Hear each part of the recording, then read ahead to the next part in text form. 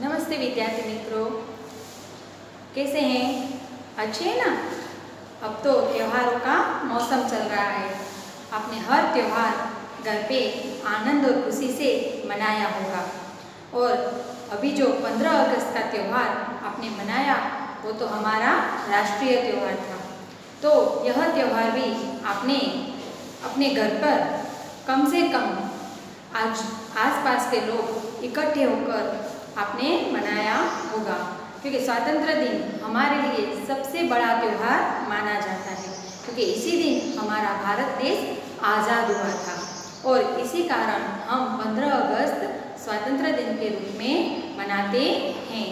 तो आज कक्षा 6 में हम पुनरावर्तन 1 का अध्ययन करेंगे।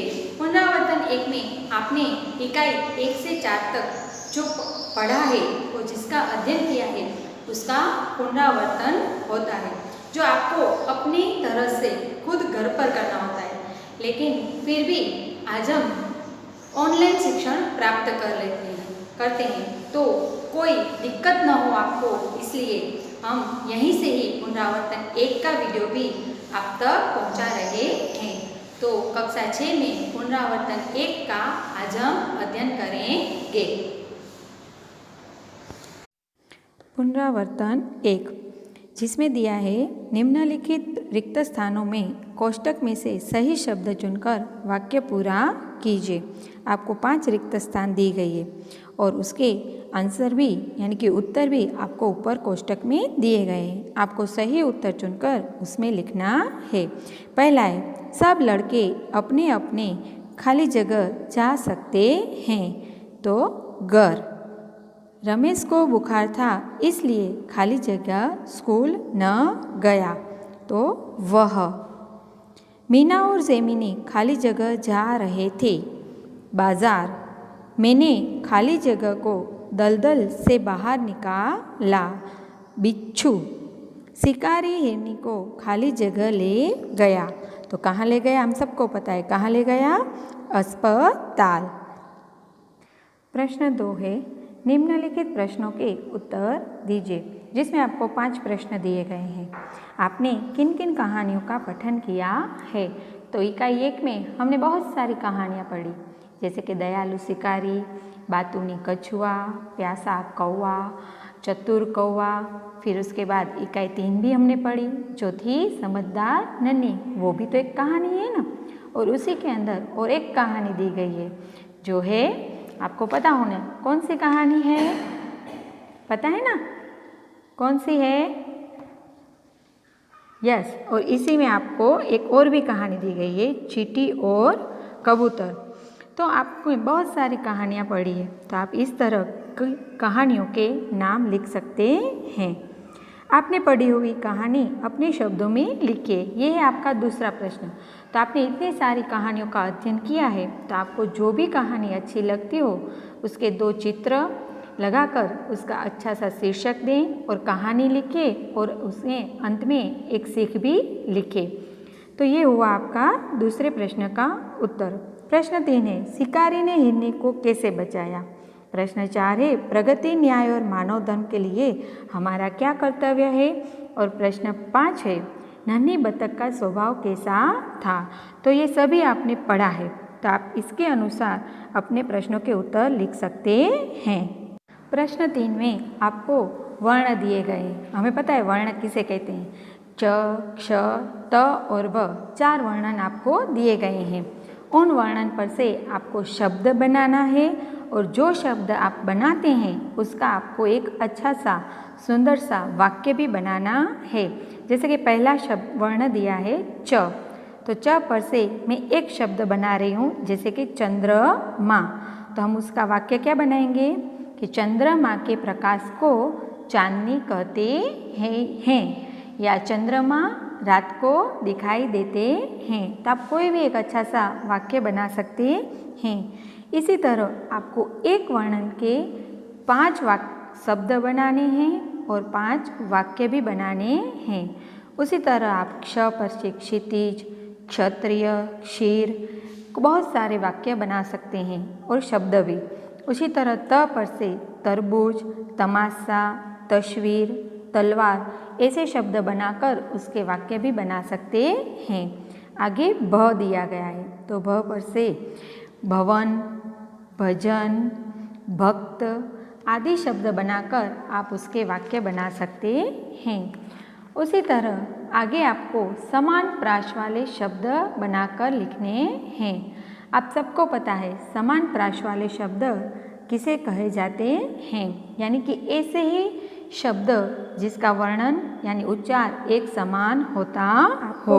4 ऐसे शब्द दिए गए हैं, सामाजिक, मानवता, भलाई और घबराहट। सामाजिक के समान प्रास वाले शब्द होंगे सांसारिक, प्रामाणिक, पारिवारिक। मानवता शब्द के समान प्रास वाले शब्द होंगे सज्जनता, मानवता, स्वतंत्रता, दानवता। भलाई तो बुराई, हवाई, जुदाई। घबराहट तो उसमें खिलखिलाहट, खड़खड़ाहट, सरसराहट, फड़फड़ाहट आदि शब्द आप बना सकते हैं। उसी तरह प्रश्न 5 आपको दिया गया है, गिनती को शब्द में और शब्दों को अंकों में लिखिए। एक साइड आपको अंक दिए हैं तो दूसरी साइड आपको शब्द दिए हैं। तो यह तो आप अच्छी तरह से, क्योंकि हमने अभी अभी गिनती का अध्ययन किया था, तो यह कार्य आप खुद अपनी नोट में लिखेंगे। प्रश्न 6 आपको दिया गया है, निम्नलिखित शब्दों के विरोधी यानी कि विलोम शब्द लिखकर वाक्य में प्रयोग कीजिए। स्वच्छ तो अस्वच्छ, देश तो विदेश, प्रिय तो अप्रिय, अधिक तो कम। तो आपने जो उत्तर बनाए हैं उसी के आपको वाक्य बनाने हैं। प्रश्न 7 आपको दिया गया है, निम्नलिखित शब्दों के समानार्थी शब्द लिखकर वाक्य में प्रयोग कीजिए। समानार्थी शब्द यानी कि हिंदी में उसे पर्यायवाची शब्द भी कहते हैं। पहला है सूर्य, तो सूर्य के कई सारे पर्यायवाची शब्द हैं, जैसे कि रवि, भानु, सूरज। दूसरा है भूमि, तो भूमि तो जमीन। तीसरा है प्राण, प्राण यानी जान। चौथा है सहसा, सहसा यानी कि अचानक। तो आपने जो उत्तर लिखे हैं पर्यायवाची शब्द के, उन्हीं शब्द पर से आपको वाक्य बनाने हैं। दूसरे पेज पर आपको एक सुंदर सा चित्र दिया गया है और चित्र को देखकर आपको उसका वर्णन करना है। तो हम देखते हैं कि यह एक नदी घाट का चित्र है और पहला वाक्य हम बना सकते हैं कि इस चित्र में गांव के नदी घाट का प्रातःकालीन यानी कि सुबह का दृश्य दिखाई दे रहा है और पहाड़ के पीछे से हम देख रहे हैं कि सूर्य निकल रहा है। नदी के दोनों किनारों पर कौन सा पेड़ है? बरगद का, तो बरगद का पेड़ दिखाई दे रहा है। नदी में 3 बतखें तैर रही है। बगुला जो है वो चोंच में मछली पकड़कर खड़ा हुआ है। एक लड़का बरगद की 2 जड़ों को पकड़कर झूला झूल रहा है। एक लटकती जड़ पर चिड़िया बैठी झूल रही है जो हमें दिखाई दे रही है। 2 लड़के नदी के पानी में तैर रहे हैं। खरगोश झाड़ी के पीछे छिपा हुआ दिखाई दे रहा है। 2 स्त्रियां जो है वह घाट से लौट रही है। एक स्त्री के सिर पर 2 घड़े रखे हुए हैं जिसमें पानी भरा हुआ है और दूसरी स्त्री है वह टोकरी में धुले हुए कपड़े लेकर जा रही है। देख सकते हैं कि नदी के पानी में एक स्त्री है जो कपड़े अभी धो रही है। उसी के पास एक मंदिर दिखाई दे रहा है। मंदिर के छज्जे पर मोर बैठा है। मंदिर पर ध्वजा लहलहा रही है। बाहर एक यात्री शायद विश्राम कर रहा है। पीछे पानी का घड़ा रखा हुआ है और उसके दूर एक ग्लास वाला नदी में गाय को पानी पिला रहा है। बरगद के पेड़ पर एक पक्षी घोंसले में अंडों के पास बैठा है और नारियल के भी तो हमें 2 पेड़ दिखाई दे रहे हैं। पक्षी आकाश में उड़ रहे हैं। इस तरह आप पूरे चित्र का अपनी तरह से अच्छा सा वर्णन बनाकर अपनी नोट में लिखेंगे। उसी के नीचे प्रश्न 9 दिया गया है जो हमें नोट में नहीं लिखना। प्रश्न 10 है, चित्र के आधार पर कहानी लिखिए। तो यहाँ पर आपको 4 चित्र दिए गए हैं और हर चित्र के आधार पर हमें कहानी बनानी है। तो हम देख सकते हैं कि चित्र में एक मगर और एक बंदर दिखाई दे रहा है। तो हम इसका शीर्षक, कहानी का शीर्षक बंदर और मगर अथवा तो कहानी के आधार पर दे सकते हैं। तो कहानी हम ऐसे बना सकते हैं कि एक बंदर था, वह नदी के किनारे एक पेड़ पर रहता था। पेड़ पर मीठे मीठे फल लगे हुए थे। वह हर रोज़ वह मीठे फल खाता था और अपने मित्र मगर को भी वह यह फल खिलाता था। लेकिन मगर को एक दिन ऐसा लगा कि बंदर तो रोज़ पेड़ पर से मीठे मीठे फल खा रहा है, तो उसका जो कलेजा होगा यानी कि हृदय, वो भी कितना मीठा होगा, तो क्यों ना मैं उसका कलेजा ही खा लूँ। तो इसलिए वह एक युक्ति बनाता है और मगर है वह बंदर के पास जाकर उसे कहता है कि मैं तो हर रोज़ नदी किनारे तुम्हारे पास आता हूँ और तुम मुझे रोज़ मीठे मीठे फल खिलाते हो, तो कभी तुम मेरे घर पे ही चलो। तो क्यों ना आज तुम मेरे घर चलो और मैं भी तुम्हें वहाँ पर बहुत सारा खाना खिलाऊँगा। तो बंदर है वह मगर को अपना दोस्त मानता था, मित्र मानता था। तो वह तो उसकी पीठ पर बैठ गया और दोनों नदी पार कर कर मगर के घर जाने लगे। लेकिन रास्ते में ही मगर ने कहा कि बंदर, मैंने तो तुम्हें मूर्ख बनाया, मेरे घर पे मैं तुम्हें कोई दावत नहीं देने वाला, पर हाँ, मैं तो तुम्हारा कलेजा खाना चाहता था, इसीलिए मैं तुम्हें अपने घर ले जा रहा हूँ। और यह सोचकर बंदर है वह आश्चर्य हो गया कि मैं तो मगर को अपना दोस्त मान रहा था। वह मन ही मन सोचने लगा, अब मैं क्या करूं? फिर वह सोच ही रहा था, तब उसने मगर से कहा कि तुम मेरा कलेजा खाना तो चाहते हो, लेकिन तुमने मुझे पहले नहीं बताया, तो मैं तो अपना कलेजा जहाँ रहता हूँ उसी पेड़ पर छोड़कर आया हूँ। यदि तुम मुझे पहले ही बता देते तो मैं यह अपने साथ लेकर आता। तो इसी तरह मगर है वह बंदर की बात सच मान लेता है और वह बंदर से कहता है, तो चलो मैं वापस नदी के किनारे चलता हूँ और तुम वहीं से मुझे अपना कलेजा दे देना। और दोनों वापस नदी के किनारे जाते हैं।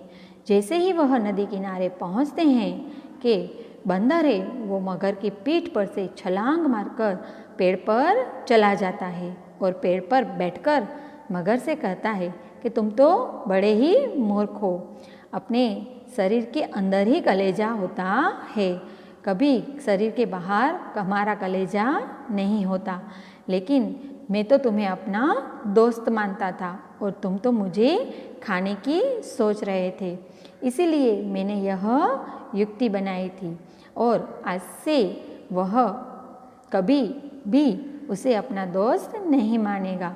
यह कहकर वह पेड़ के मीठे फल खाने लगा।